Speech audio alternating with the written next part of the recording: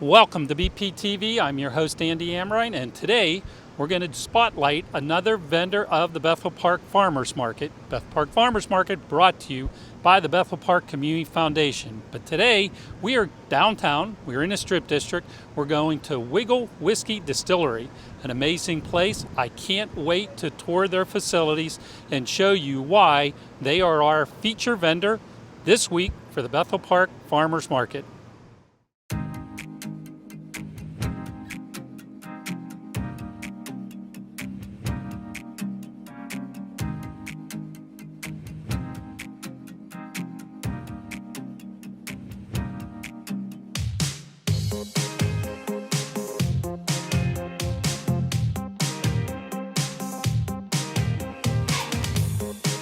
My name is Elise Miranda, and I am the Assistant Director of Marketing and Programs at Wiggle Whiskey. Well, what can you tell us about Wiggle Whiskey, though? It's a great name.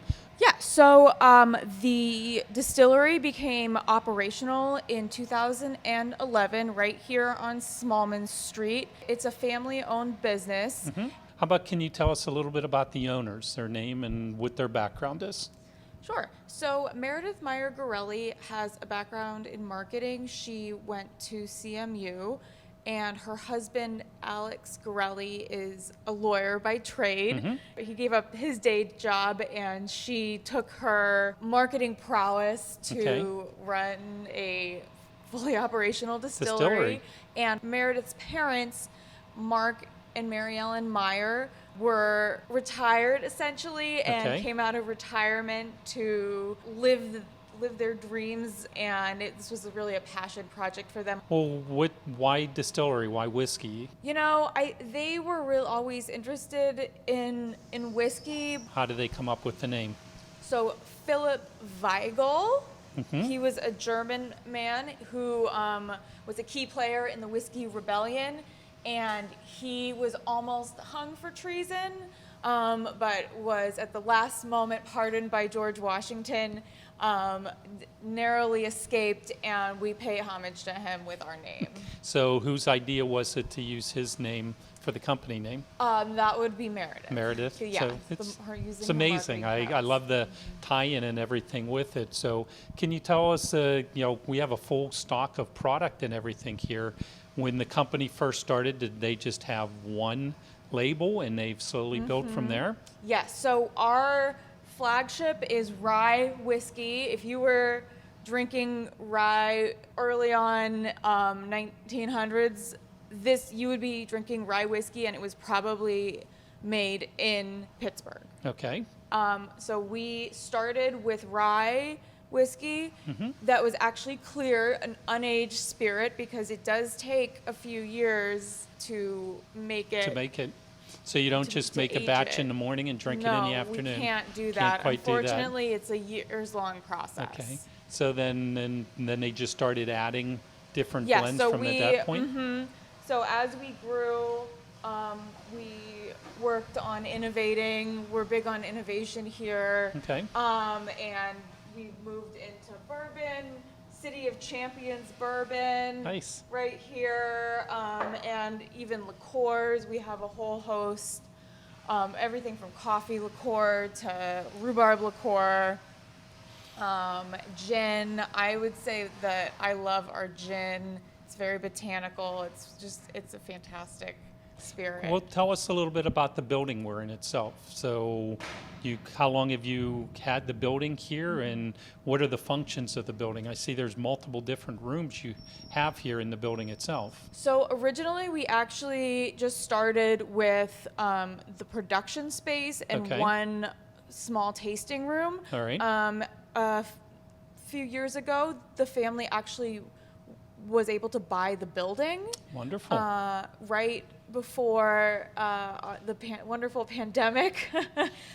They built out the room you're standing in here with a full restaurant bar. We have another tasting room in the back here, and we still use our original space as well. We have, let's see here, the restaurant has been open for about a year now. Okay. And do you have a full menu? We do. You can come eat lunch, dinner.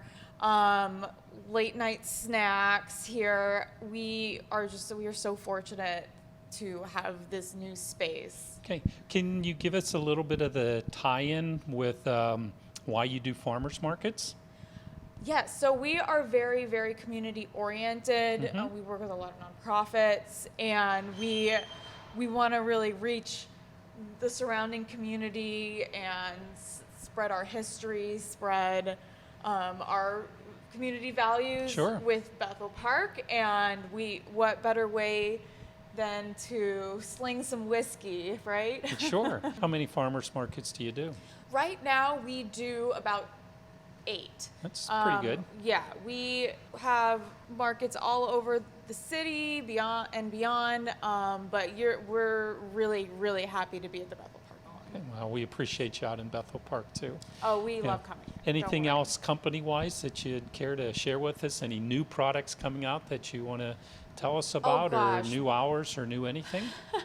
Well, we have a new product literally every month, but this Wow. Friday we are releasing our Strip District Reserve bottle. We have actually partnered with a local artist, and he made a beautiful Strip District scene, and this whiskey is aged 6 years, which is as old as we have on shelves right now. Can I ask what artist? Yeah, David Klug. And nice. yeah, we'll have to get you a sample of that one. Love to see it. Yeah, of So, course. well, we appreciate you taking some time and sharing the history Yeah, of course. Wiggle Whiskey, and we're looking forward to seeing the distillery and the rest of your gems here in Pittsburgh. Thank you. Okay, Rachel, history, Whiskey Rebellion, transitioning the name to Wiggle Whiskey and so forth. There's a long history here with whiskey in Pennsylvania, isn't there? There is. We as Pennsylvanians are very lucky to have one of the richest whiskey histories in the United States. A lot of people think of Kentucky and Tennessee when they think American whiskey, but if you want to be super accurate about it, you should think Pittsburgh. Okay. Because back in the late 1700s, Right. so right before and right around the time of the Revolution, Pittsburgh was producing more whiskey than anywhere else in the United States. About a half a barrel, which is 26 gallons of whiskey for every man, woman, and child living in the United States at that time. Wow. And so a lot. That's a big number. It is. And it used to be the gateway to the West. And so before states like Ohio and Indiana were developed enough to be able to take those like Western frontier people, you had people coming through Pittsburgh, and so this is where they were stocking up on everything. This is where the whiskey was coming from. And so the federal government got really interested in what was happening in whiskey in Pittsburgh. And so in the late 1700s, you have some really weird things happen between the people and their government, where people are making Pittsburgh whiskey from rye grain grown around here, Okay. from wheat grain grown around here, distilling it in homemade stills, and then the feds were like, we want some of that money. And so they started to impose these taxes, and people were not happy, which led to what we call the Whiskey Rebellion, because people were basically fed up with how much the government was trying to take from them Right. in their own personal production. And so this really started in 3 different places around Pittsburgh. You have the division of the rivers, and so it Right. really was divided by the Golden Triangle itself. And so you had 3 major groups. That was the north side, like downtown, but a little outside of it, and then the south side, where you guys are, which is where the Oliver Miller homestead was. is, right? And they were taking all of the grain, all of the grain that wasn't being made into bread. They were taking it and processing it into spirits. It was not only keepable, it was travelable, it was tradable, it was all of these things, and the government didn't have a hand in it yet. And so George Washington made a move that went down in history as a one and only, where he was the first and only sitting president to set American troops on American citizens, because people were uprising against tax collectors in Pittsburgh, and they were like, no, we're going to take this out. Which really ties into where our namesake came from, because Philip Wiggle was very involved in the taxation or resistance of taxation effort, and they took him to Philadelphia, put him on trial for treason, all these things. And so the Terrible Night, which is what it's called, was the first and only time that American troops were set on the American people. After that, you go not even 15 years later, and the government is getting over 40% of its tax income from the taxes they've levied on whiskey. And so they were very successful in putting down this rebellion, because then all of a sudden, that's where all their income's coming from. And so then after that, you have a few years of, happiness with people making whiskey and the government getting their cut, and then Prohibition came about. Once Prohibition came about, there was really no life left in the whiskey production in this part of the country. Everything had started to move a little bit west. It wasn't really the epicenter it used to be, and so it died off, which was really sad, because it was such a rich history that had been brought from our ancestors in Europe. And so it wasn't until Wiggle founded this distillery that we actually had another distillery in Pittsburgh. So it was back from the 1800s to now. Yeah, I mean, well, since Prohibition. 2011 or something, then 1900s. Yeah, so that it was there was about any distilleries 1920. in Pittsburgh. Yeah, it was 1920 through 2000 and something. Yeah. That we didn't have any distilleries. Well, it's proud history to have you back and part of Pittsburgh itself. It is. We're really proud to do it, and it is. There's very few things that you can tie back to this day and age. Like, we don't have steel mills anymore. Right. I can't go work at a steel mill, but we do have distilleries, and so I can Well, I'm do that. anxious for you to take us downstairs and show us your distillery and how you actually make some of Wiggle Yeah, whiskey. we're really excited to show you the fun bit. The science bit is always the most exciting. That's so. it. Well, let's go. Cool. Here I am. So, how long did it take you to learn to be a distiller, to actually make Wiggle whiskey? I was very lucky that I had some thermodynamic science background coming from Okay. ceramics. And so it was about 6 or 8 months before I could run the equipment by myself. But I'm still learning every day. Okay. Our owner, Alex, is our head distiller and has been since the beginning. And he is a repository of all information. He makes himself super available to us, which is amazing, because at any time of day that I'm here, if I'm like, I don't know what the still is doing, Okay. I can always call him and he'll talk me through whatever, which is great because it makes it easy to learn. So does this equipment run day and night, 24/7? It never shuts down, or? Almost, but it does. I mean, we hope someday maybe we'll add a third shift. I don't want to work it, but we Okay. might add it. We run from about 5 a.m. until about 10 p.m. Okay. And so I got here this morning at 5, got everything up and going, and it'll go until about 10.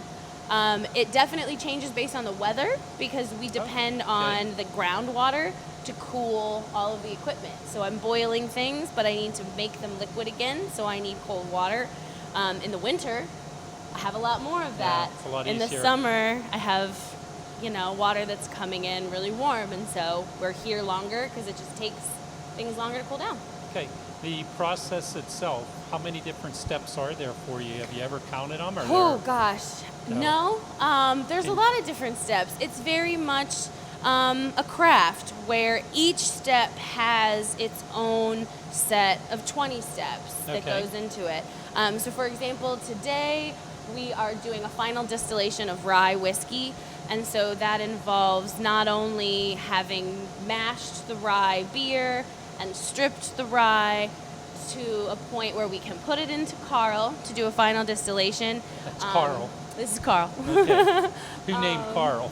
Their company. It's Okay. a company named Carl, based out of Interesting. Germany. Okay. Both stills are actually from the Carl company, but that's why they're Carl and Carol, because we just put an O on So Carol when we got her. These all came from Germany. And Okay. we have to contact them to, what's the word?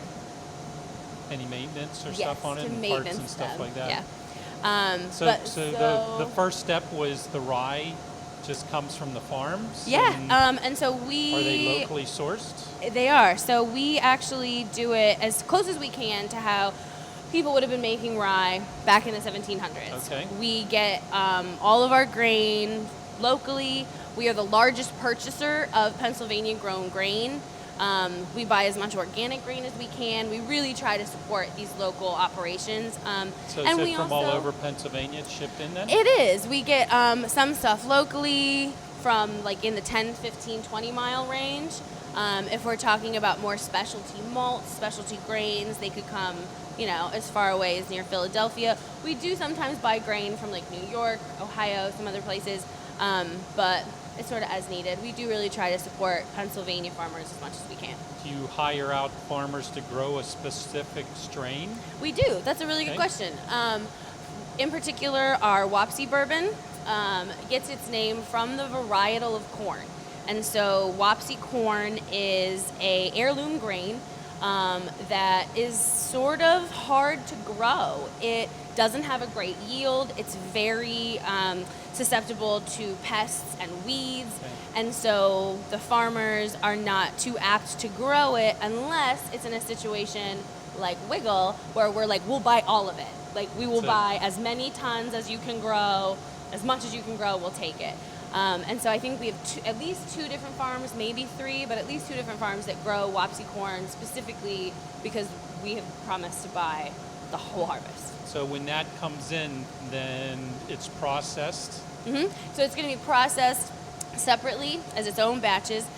We will dedicate probably like 2 weeks to it at a time to be able to get through all the grain.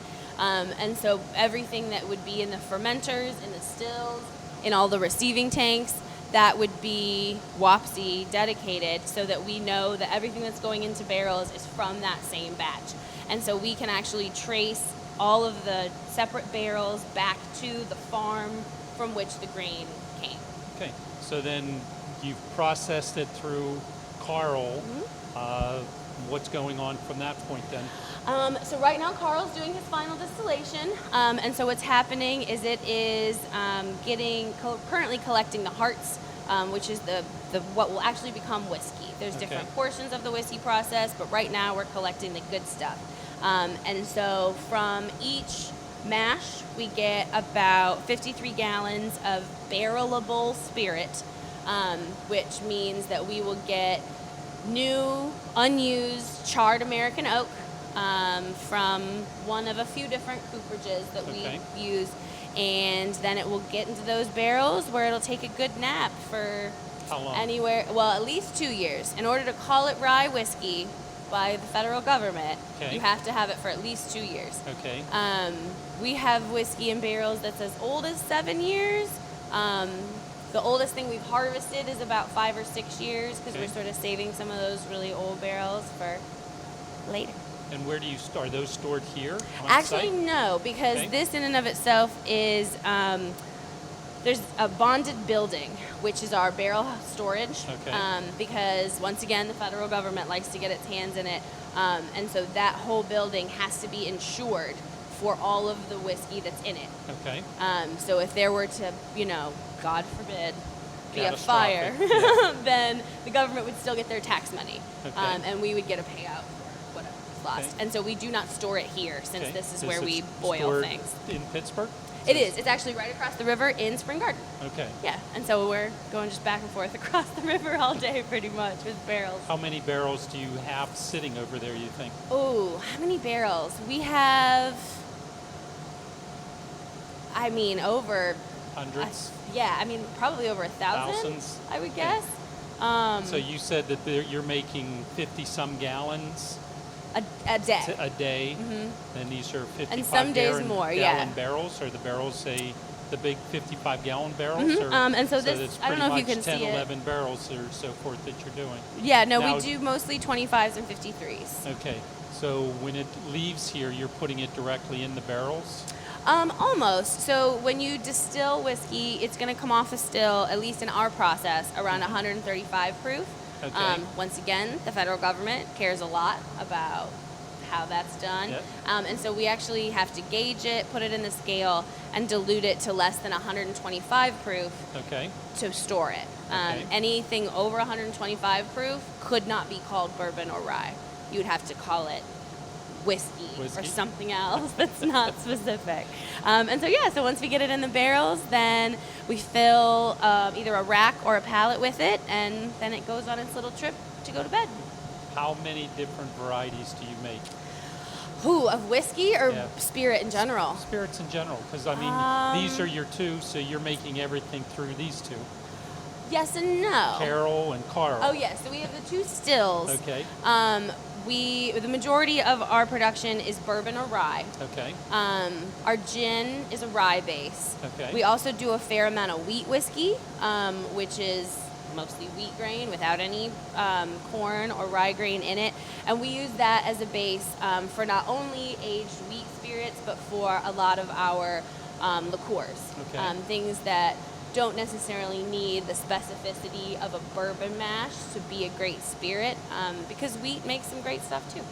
So to schedule what you're making by what's over in the warehouse, by what your sales are, Yeah. I mean, that's a lot of work. It is, and we're planning sort of ahead on- of what you're going to do. So Yeah, and what we're on- happens if you run out of something? Well, we're on two different timelines. We basically have an unaged timeline and an aged timeline. Okay. And so what we are able to bottle as bourbon or rye is completely dependent on what happened 2 years ago. I can't do anything about that. Yep. I just find the barrels, that's what we got. As far as unaged spirit, I could produce as much gin Okay. as I had time for, because it doesn't require that The extra aging years. process. And that helps us out a lot as far as being able to make those plans, because things like bitters, gin, limoncello, those come from unaged spirit. And so Okay. we're able to sort of fill in those gaps when barrels don't Yeah. have birthdays. Amazing. So back to the question, how many varieties do you think you make? Of spirit, Yeah, you got 20, I mean, 30, we have 50? 50 different 50 SKUs different at varieties? least. I would say 6 different spirits. You Okay. have bourbon, rye, wheat, rum, cider. And who comes up with these? Who decides what you're making? Actually, production as a group tackles innovation. Okay. Um, So you have a production team. Yeah, we have different people that are focused in different parts. Like we have a barrel manager, an innovation manager, the head distiller, and it really takes multiple people to figure out what can be done, because it is so far-reaching and old. Some of the stuff only one person knows what's been Yeah. in barrels. How so. many team members do you have on that division? On the production team, we have about 7 people. I think one of those is part-time, but the rest are Okay. full-time. And almost all of them are involved in some part in product And development. that's all overseen by Anthony, the one By Alex. by Alex. Mhm. Okay. Yeah. So amazing. I Yeah. love the story. How many employees in the entire company? Oh, that's another good question. Another good question. As distillers, we are a little bit like of an island. Yes. Um, they don't talk to you. We No. kind of smell As long, bad. yeah, Nobody as long wants as you to be keep in here. the bar stocked, they're happy with you. They but- knock on the door and They're like, slide "Give a us letter the under the whiskey." door, and that's about it. But if my estimates are correct, I think we have. I mean, I know we have over 250 employees. Wow. It's been fluxing a lot with Yeah. COVID, but they were It's an really amazing great. team, though. It It is. really is. And they really take care of us. They all of the full-time employees who wanted to stay were able to stay through the whole pandemic and everything, and it's a really easy place to be proud to work. Yeah. Are you ever down here where you hear loud bangs and noises and it scares you? Absolutely. Yeah. I mean, That's being when in you the start running? being in the distillery, much less running away and running towards. That's it. Because if loud noises happen here, that is a sign that I need to do You something. need to do something? Yeah. And so if you hear anything, and I just Yeah. do this. It's So do you because- have to personally taste everything when it's done? Yeah, and while it's Tough happening, job? just awful. You hate it? You hate Yeah, it? it's torture. So you didn't have to taste the ceramics when you made them, though, right? So this is an upgrade. It is. It definitely is. I get to have a lot more involvement. What's your favorite? My favorite product that we make is the Northern Exposure, which is actually a malted rye whiskey that is finished in locally produced maple barrels. Wow. So I have That's a little nice. bit of a sweet tooth, and yeah, it's good Yeah. stuff. So it's just a sweeter than, say, your Pennsylvania? Absolutely. So it has the same general base as our Pennsylvania rye. Because that's except your for number one seller, right? Your Pennsylvania rye? The rye and the bourbon, Yeah. yeah. But the malted rye is going to increase the sweetness a little bit. and the fact that we age it for at least 2 years in new American oak, and then transfer it to barrels that had once held maple syrup, it ups that sweetness factor. And so it's a really beautiful balance of the spiciness of rye, but the sweetness from a maple syrup and a malted grain.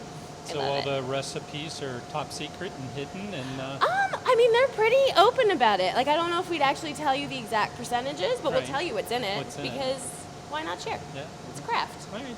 Can you show us a couple stages in the process here? Absolutely. Okay. So what's happening right now is that Carl's doing a final distillation of rye. It's actually skipping over this middle bit, which is called the column, Okay. just because it's not a part of today's process. So it's skipping over all this and then going into the condenser, where it is being cooled with groundwater to be collected as liquid again, rather than spirit.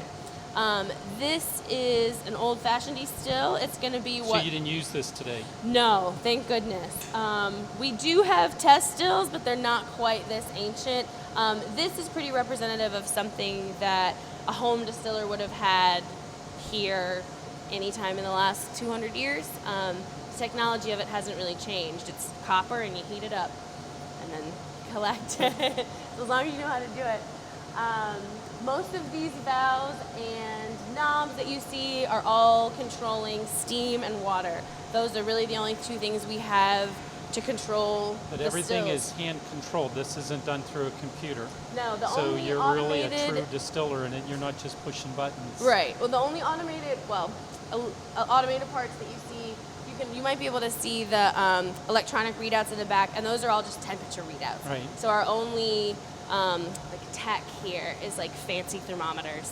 Everything else is all done by hand, which is great because it definitely makes it a more hands-on learning experience, and so I Right. feel like we have a more thorough understanding. And you have to understand and know how everything works, and Mm-hmm. if not working, what to do. Yeah, and how, point A affects the final product instead of just... So from beginning to end of this batch you're doing, this 50 gallons you started this in the morning. You'll be ending it today, but then it gets stored for 2+ years. Yeah, and so this particular batch of rye we brewed the beer for it last week, I want to say last Friday. Okay.